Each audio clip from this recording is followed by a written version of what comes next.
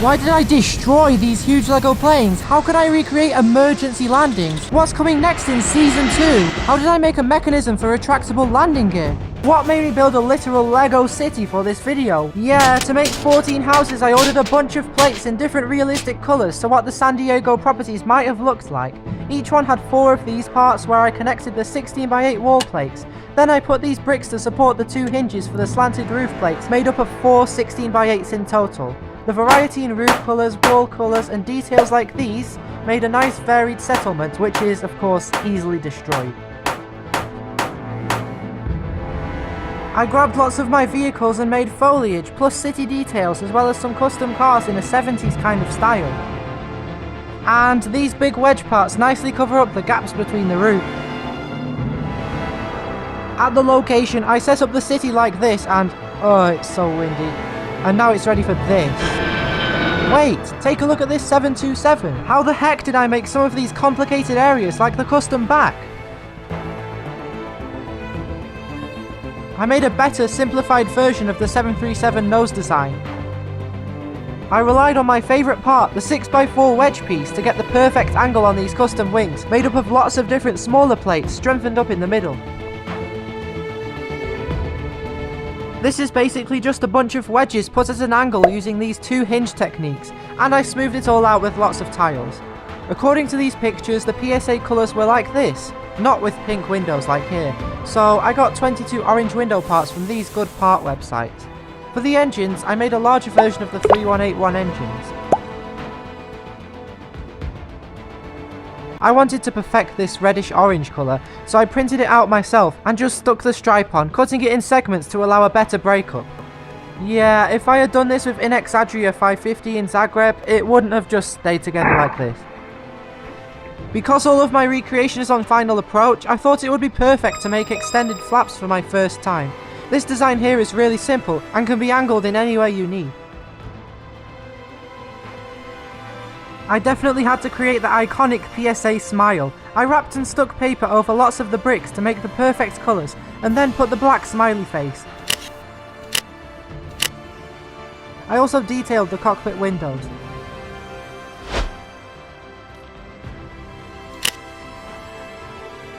The Cessna. I made it using this well-made tutorial and already had most of the parts, only having to order a few. With the golden livery, this Cessna 172 looks great and even goes good on fishing line.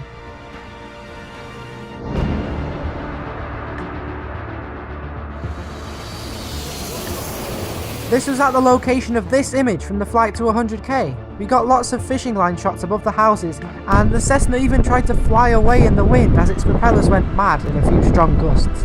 Look at the shots of the PSA emerging from behind the Cessna. The collision was, something new. I found that the way to do it was with one shot of the initial collision and a second shot of the paralysed Cessna crumbling away from under the wing. Most of the collisions were done this way, where it's 2 separate shots, because more destruction can be shown like this. For the flames I used 2 separate effects this time. It gave me much more control over the motion of the fire and the size of the smoke. Doing this for so many angles was not easy, but in the end it turned out realistic and quite similar to the actual PSA pictures. My only regret is not including anything of the Cessna after the collision. The first victim is this blue car getting entirely taken apart to pieces. PSA's nose crumbles as it vaults through a house, while the damaged wing blows a house off its foundations. The rest of the plane melts into an ocean of destruction, leaving this epic looking aftermath scene. Now let's take a step back from PSA in Zagreb in winter and go all the way past autumn and back to when I had about 140k subs before the pool video in mid-August, the 13th of August. I had just returned to the UK the previous day and needed to begin the mid-air collisions grind right away. Goal 1907 had been on my mind for, well, a while. So I chose to do that first.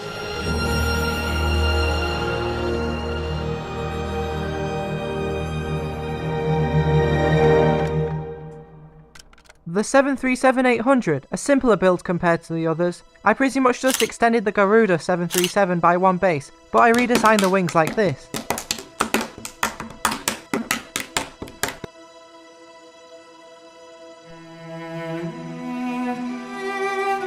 I also gave it a full interior, which is nice, but I never do this anymore because it's essential that the planes aren't too heavy.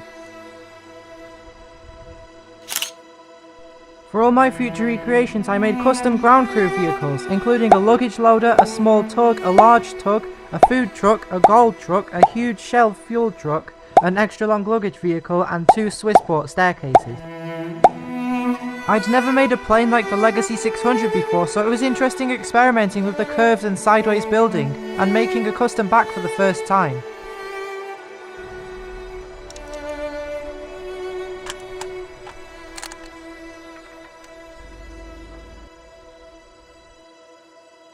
After lots of printing, it was time to do the goal livery. A fully orange tail, a precisely cut logo, and I detailed the windows to look like 737 cockpit windows. The 737 has these arrows on the wing for emergency escape routes, so I made this white area and these arrows, which I cut out and stuck on.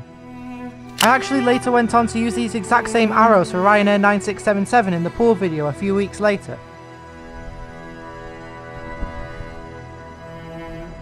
For Gaul's takeoff at Manaus, I made 2 background planes, this 737 and a TAM Airlines 767.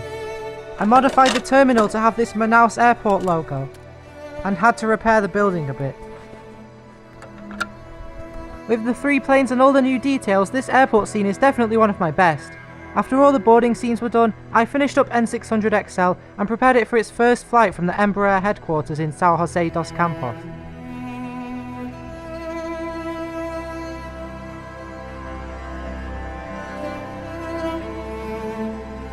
I loaded up Gaul and specially prepared it for the breakup, but it's very important to keep it strong at the start so it won't break up during flight scenes. Yeah. Plane, trying to get used to the airplane, you know, yeah, she's flying real nice. The interior scenes. This was my first time trying to recreate a cockpit, and if this much paper doesn't count as cheating, then I think it's a success. My goal with this recreation was to somehow illustrate to the viewer how the collision happened, but that all came down to a series of awful coincidences. The biggest mystery of this collision was the inactivation of the Embraer's transponder, which made it an invisible hazard in the air. A convincing theory that I decided to follow was that the first officer accidentally turned it off with his foot, as the footrest in the Legacy 600 is close to this button, which I assume turns off the transponder. So I took to the challenge and made this scene with a highly dramatised visualisation of what the unnoticed deactivation caused, using paper to cleverly change the display. But how can I show the plane vanishing off radar? I made my own map of South America with Portuguese place names, and I think it's perfect for showing the approaching flight path. Next, we packed the planes and set off to Manaus in the middle of the Amazon. Well, the closest looking place to that is these 2 apartment blocks in some town, so I guess that's good enough without leaving England. I made a last minute adjustment by making these cool looking retracted 737 landing gear.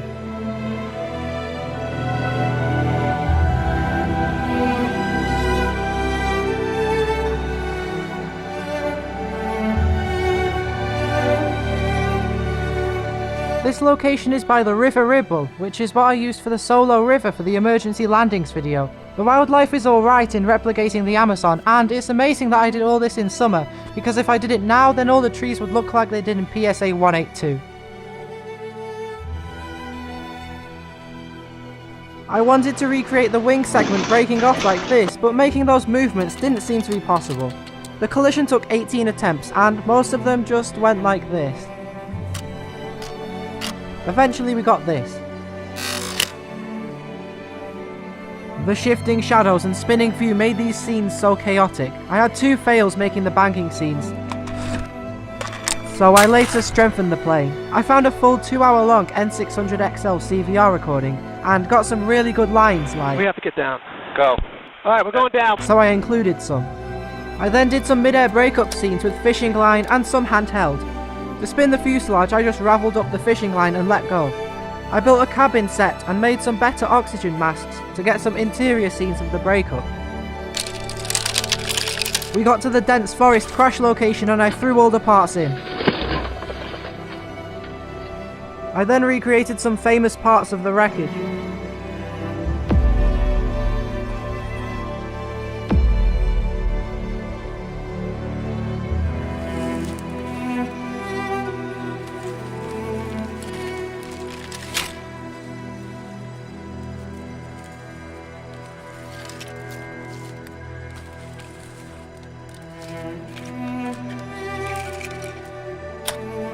made the rainforest military base for the emergency landing of N600XL, and I put a quote by the passenger in this photo, which he stated a few hours after the incident when he found out they had struck a commercial airliner. And that was all of gold, but I've gained more skills since then. 20th of November, a far more complicated project begins. BA476 is the only ever fatal British Airways crash, but it's not very well known at all. Here you can see how I made some parts of the Trident 3, which is a plane in this video that impressed a lot of people. The Zagreb mid-air collision is the second worst mid-air collision in Europe. 2 fatalities behind Dnipro in Ukraine 3 years after Zagreb.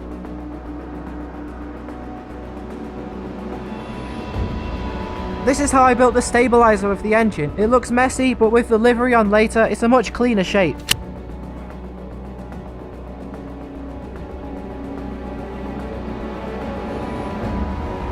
The Trident had red parts on the wings, but I couldn't stick paper on the studs on the wings, so I had to completely tile them so I could stick the red paper on.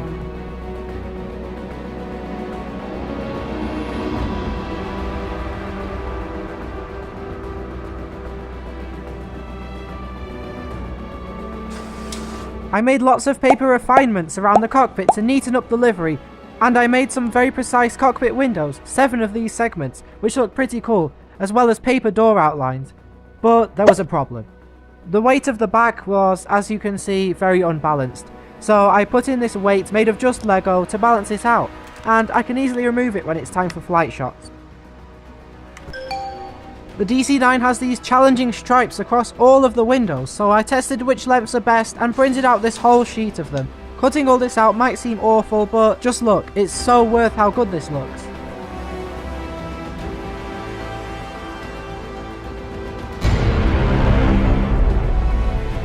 Before the monster terminal, I made background planes like this simple Aer Lingus 737-200. I had to do the engines like this instead of like on Aloha, because I used up those parts on the Trident and DC-9. I also made this Swiss Air Convair 990. Unfortunately, the timing is a tiny bit off, but let's just ignore that. Instead of just using this same terminal all the time, I examined a few vintage photos of Heathrow and started recreating a bunch of buildings and signs that I saw.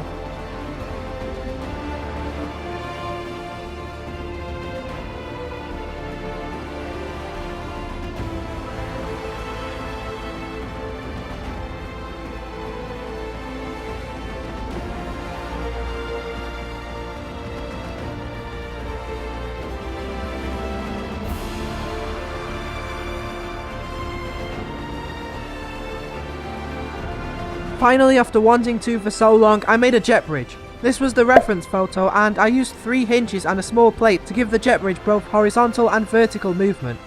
I cheated a bit at the end by using a bit of paper to perfect the part where it connects with the plane.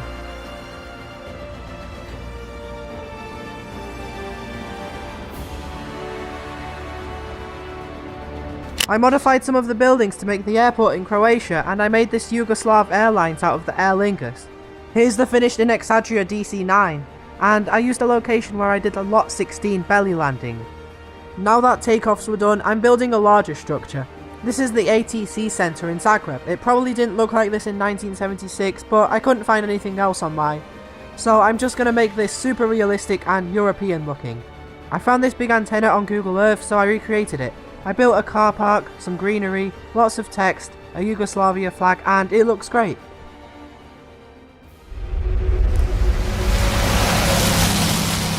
I made some actual stop motion for pretty much the first time in a recreation video. I tried showing this man arriving at work who would be responsible for controlling both of the planes at the time of the collision. He is Gradimir Tasic, and I showed him walking up to the building where it's revealed that this is the Zagreb Air Traffic Control Centre. After the shots of the Trident passing over Austria, we return to Gradimir and it shows him going to his control station. In real life, he was on his 3rd consecutive 12-hour shift, so I tried showing how exhausted he is. This is the set I built for this scene. It's similar to the Sky Guide scene in Zurich for Peter Nielsen in Uberlingen. I filmed these inside shots at night so I could use these lights.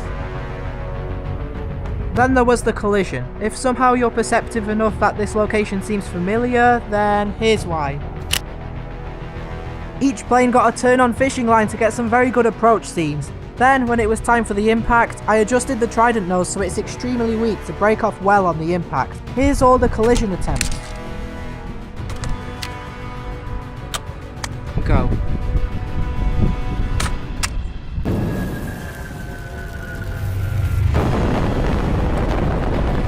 I detailed the Trident's severed nose with different hinges and plates, and the flight shots were very intense and going well until...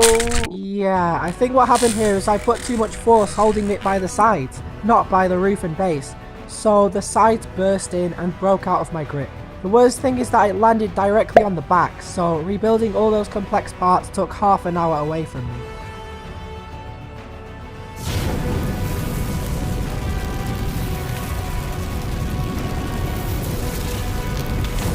The In-Exagria crash was basically like this, but the Trident broke up better because I threw it on this rock.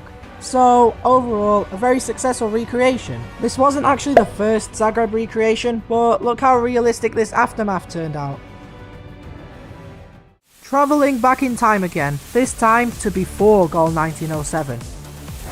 The Ilyushin IL-76, which many people will know was not built by me, but rather given by Brickmaster Poland here in my favourite place in the world on the 2nd of August. Look in the description for his channel and more details about the meetup.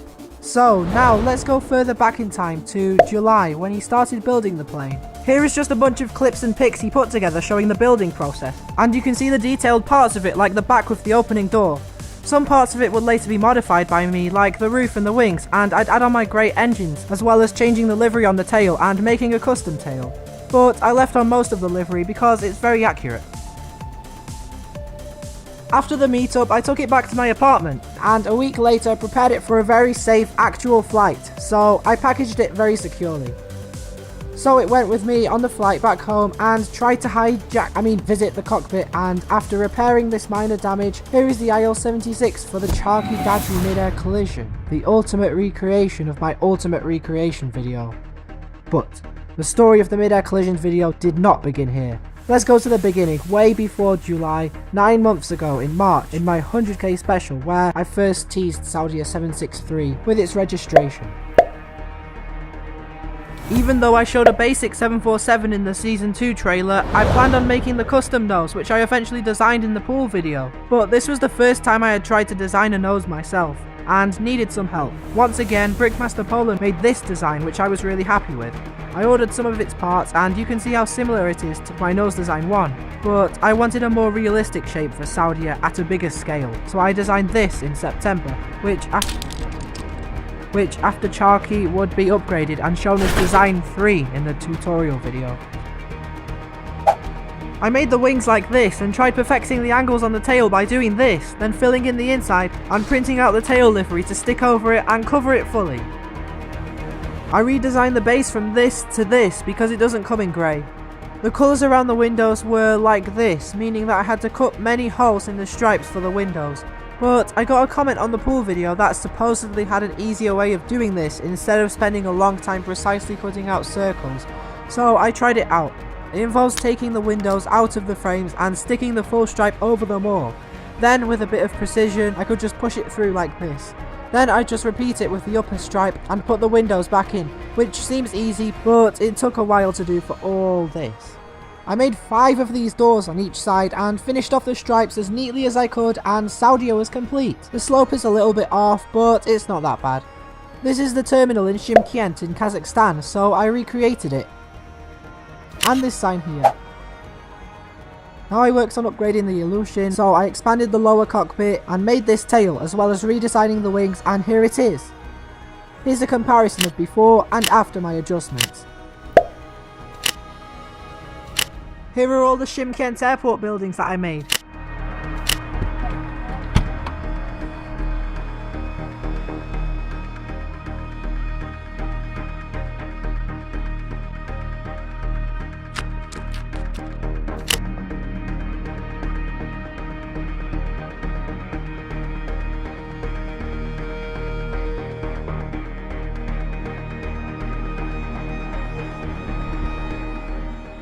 After the Kazakh takeoff, it was time to work on the Saudia departure at New Delhi. I made this background plane, which I think is based off this Air India A300, and I made this terminal here. out of a lot of window parts. The Saudia looks great with the obeling and lights on it.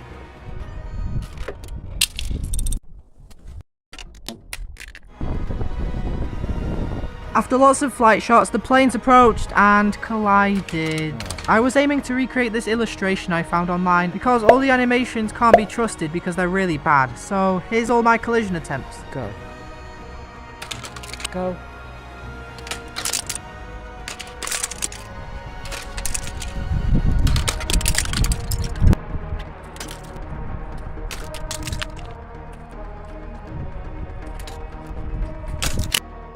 You might have noticed how I detailed the damaged parts on both of the planes.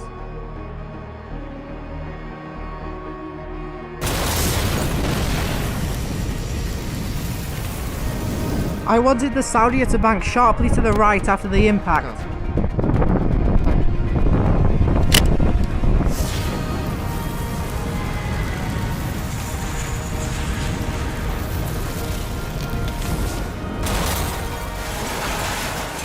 I used a ton of breakup particles for this, and you can make them by putting chroma to a high strength on any kind of image with a lot of texture on it, and then make it move by very, very quickly.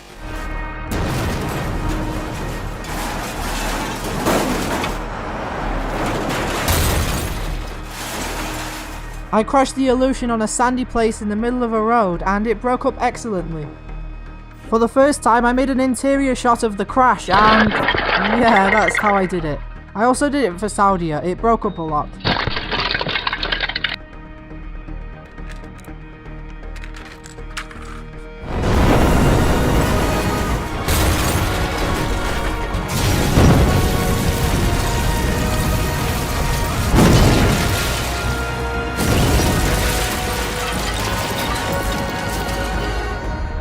That was the destruction of this part and this part of the 747. I also crashed the back of it, which I didn't include in the video. So that was Season 2, Episode 2, but I wouldn't have any of this skill if I hadn't learnt it making this revolutionary recreation video, Season 2, Episode 1, the emergency landing video. Should I recreate another bunch of emergency landings in the future?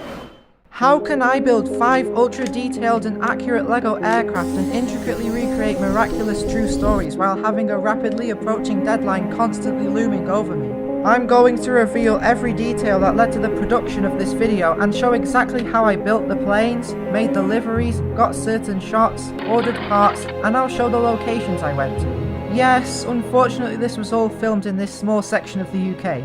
And I did not actually go to places like, for example, the actual Solo River in Indonesia, like some people believed. This video took me from the end of May to the end of July to create. That's 8 weeks, and no, there were no school breaks. This was all done during a full-time high school term, which made things even more challenging.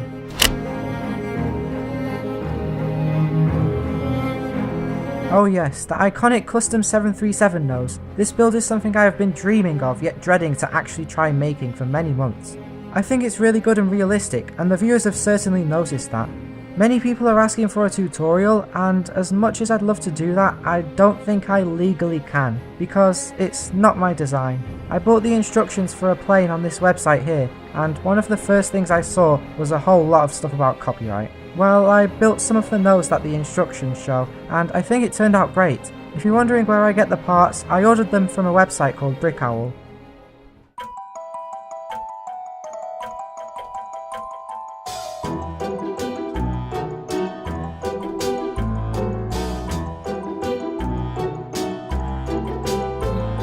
After designing the 737-300, I gave it the Garuda Indonesia livery.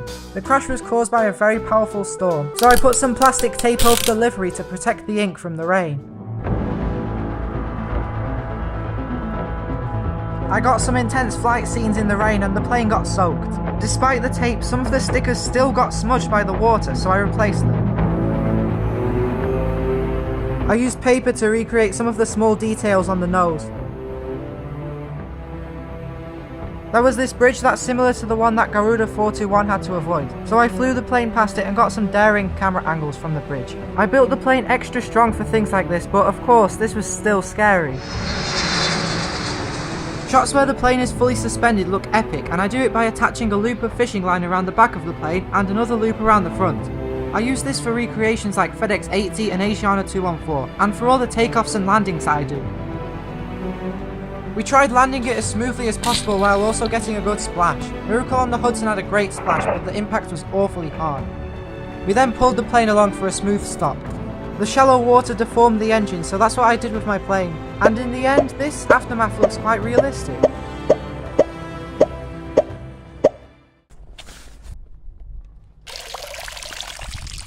These are some laminated paper stencils cut out to make runway markings using this industrial traffic road line marking spray paint we bought. Hopefully this won't go wrong and I will have a runway that will last at least a year, unlike my previous one made from tape.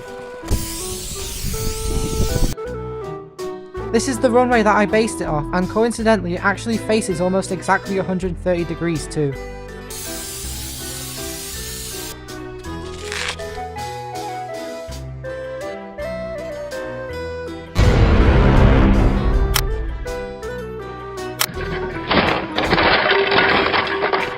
Yeah, I ordered a ton of parts from Brickowl and Bricklink. It cost a couple £100 and this is probably the most I've invested in a video until a high budget video I'm planning to release in September.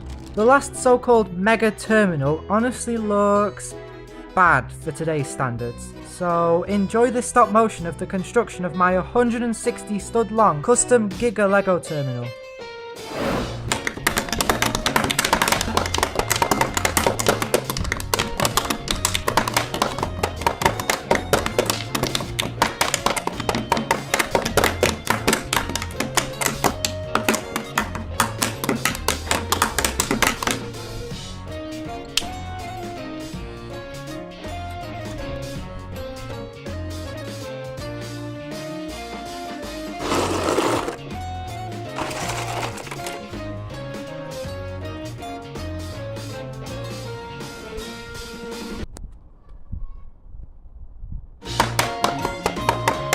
And the build is complete!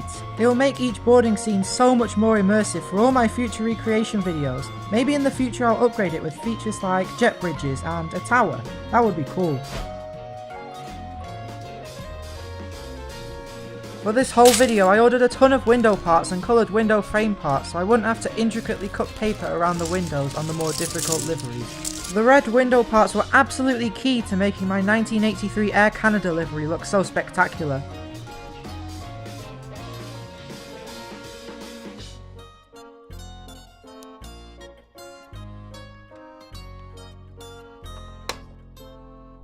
The red stripe even extended around the front of the 767, so I spent a lot of time making it as precise as possible. Unfortunately this base part does not come in grey, so I printed out a colour most similar to the LEGO medium stone grey colour, and I stuck it around the white part. Hopefully it will turn out nice and seamless. For these overwing emergency exits I tried making door outlines out of paper for the first time. This method turned out great and I used it for all the planes later in the video. I also made these larger doors.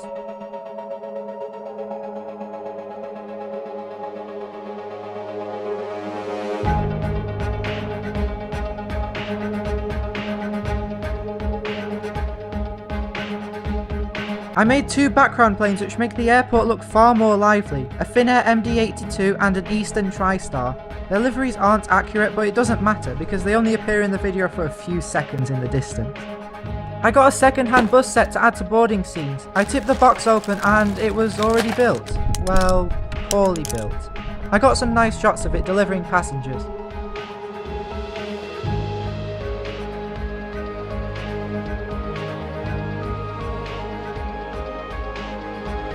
I then took it to a lake and then to a field that resembles the plains of Canada.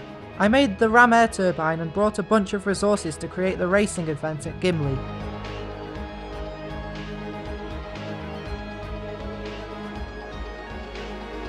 The fishing line landing scenes took a lot of attempts as always, and the skidding scenes turned out quite nice and destructive.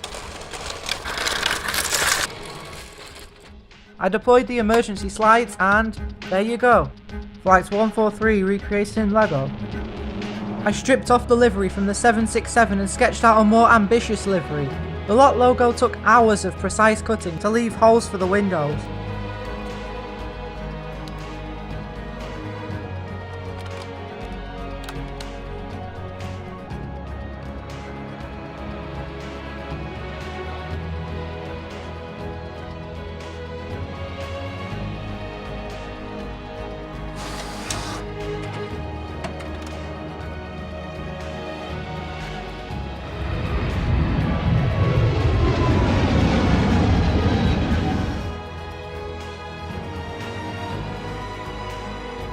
The landing gear retraction scene, probably my favourite clip in this video. It took a lot of logical thinking on how to make the parts move like that, and here is the set that I built for it. These long Technic pins close the trapdoors, and these parts here are the parts that cover up the wheels when they're not extended, and they also push the gear up.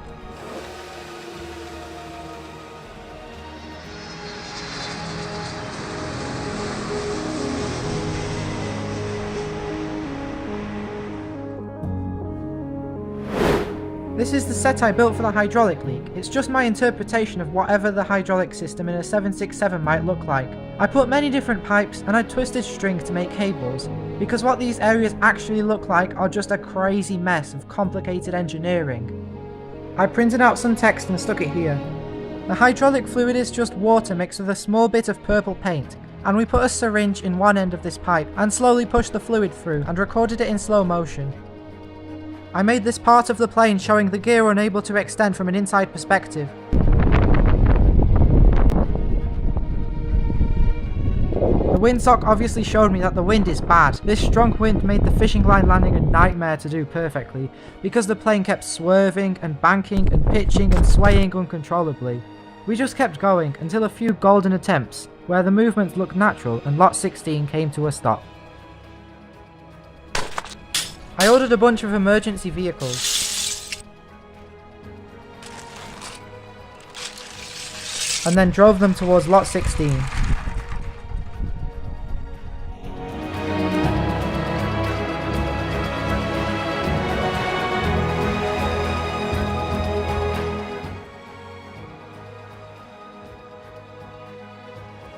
I made large custom wings and tried out this new technique of placing them at an angle using these rotating parts.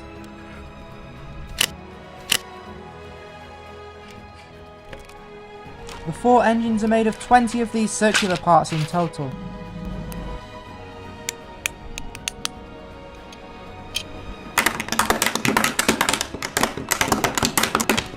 Using some parts from the Concorde set, I made this big 707 stabilizer with a rudder that I'm really happy with. But don't ask me what happened to the rest of my Concorde. This is how I make stickers. I cut some double-sided tape, and then I put it on the back of the text. Then I cut out the text, and take off the plastic covering the sticky tape.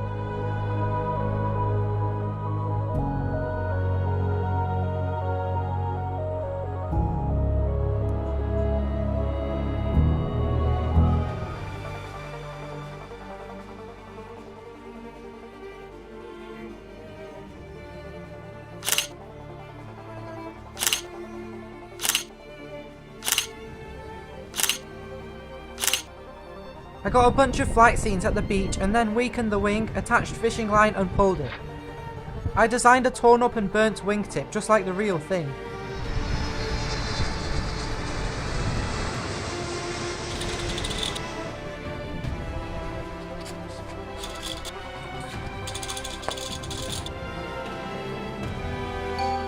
Pan Am 843 is a crazy miracle. It could have easily ended up like how Gol 1907 lost part of its wing, but the over-engineered 707 somehow remained stable.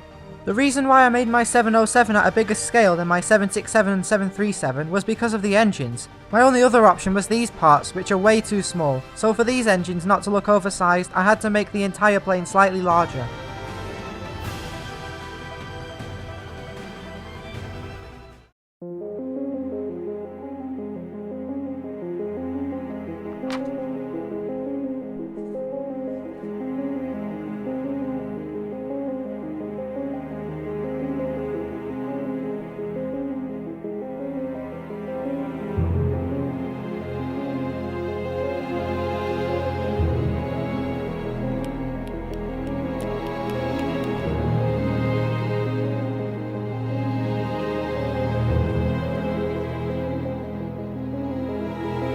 I wrapped a lot of paper around the nose to complete the full stripe, and around the tail, and the plane is finished. I also made these small cracks that some passengers reported to have seen in the metal before boarding.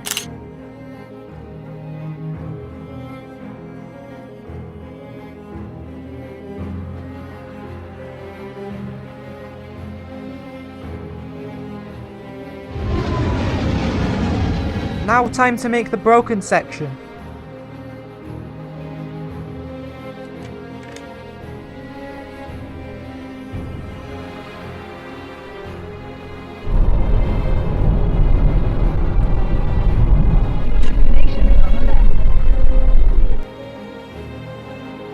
I got a bunch of flight scenes at the beach and then did a breakup scene by putting a string of fishing line in the roof segment and pulling it.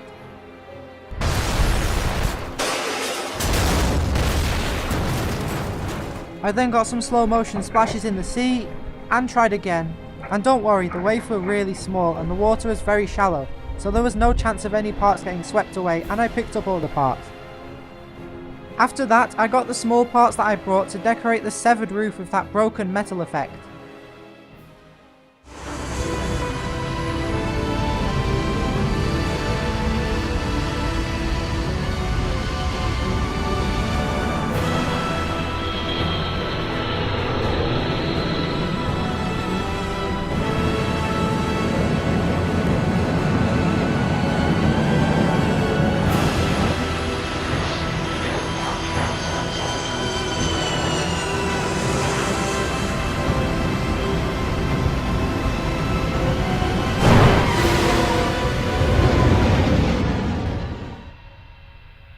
I put black paper over the doors so it looks a bit like they're open.